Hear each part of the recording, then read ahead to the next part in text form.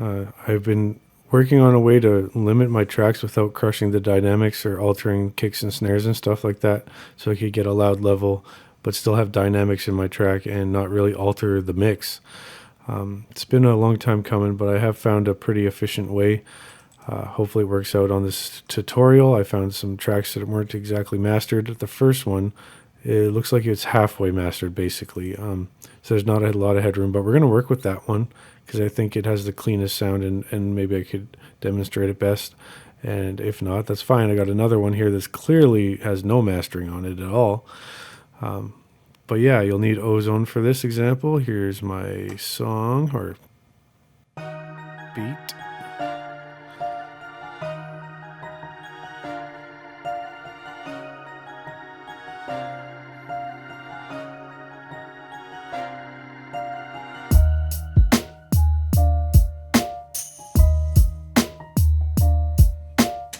So here's a readout in Studio One. You have this LU meter, and then you click on LUFs. So this track is like minus 22 LUFs with like over 4.5 decibels of headroom, which is enough to do what we got to do.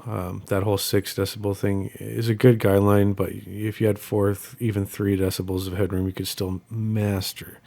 So I am going to put an ozone on the track. And we will run it, the assistant. Usually when you're running an ozone or a limiter of any kind while mastering, you want to play the loudest part of your track. So whatever section has the most going on. So let's find that first.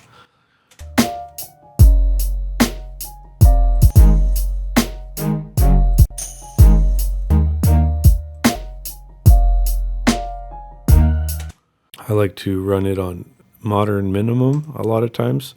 That way, I'm not destroying what's there. I'm just enhancing it.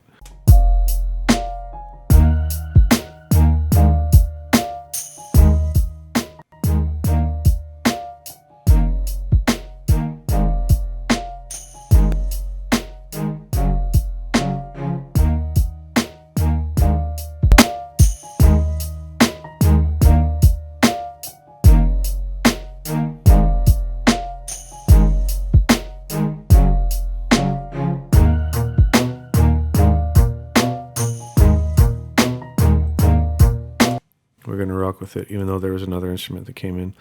Okay, so by default, it's took off some lows and highs and added a bunch of mid-range. There's a dynamic EQ, which cleans things up when kicks hit and stuff. And then the maximizer, let's see what it's done, or chosen for, should I say.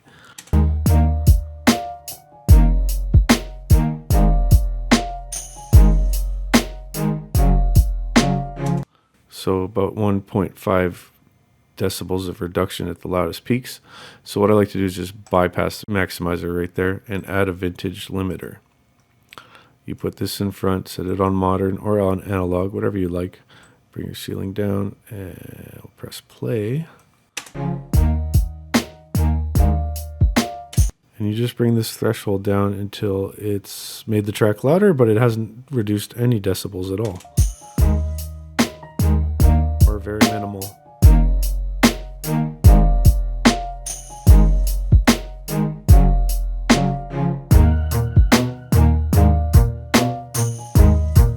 So there's no reduction, but it made the track louder. I'll bypass it and bring it back in.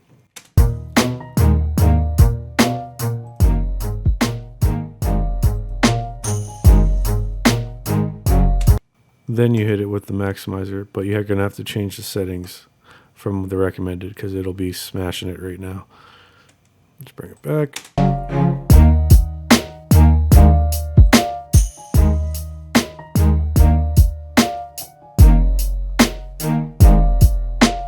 And you don't want more than 2 decibels. I would aim for like 1.5, 1, 2 at most. And you have a vintage limiter bringing things up, a maximizer bringing things up, and I'm going to let this rock out and check the meters. Maybe add a U lean.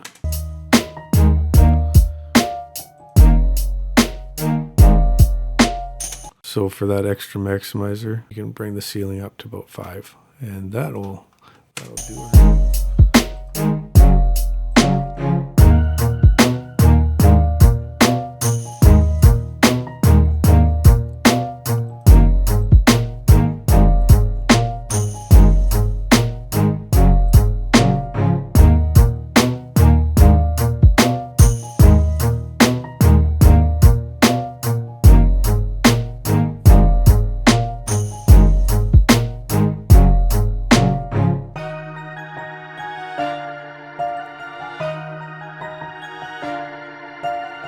I just want to stop it for a second. Sometimes the snare is the culprit rather than the kick. So let's see how the snare is reacting to the limiter, if at all.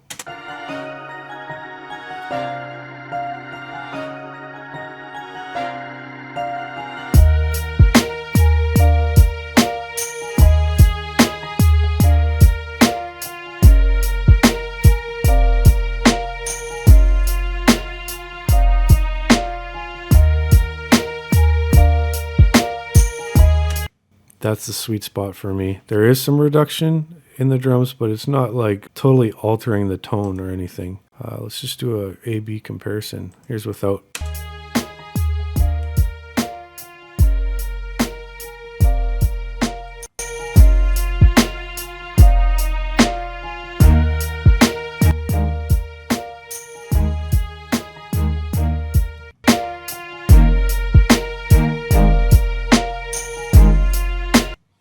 Beautiful, right? That's really how it's done. So for the next track, I'm going to do it quickly just to put it in a nutshell for you.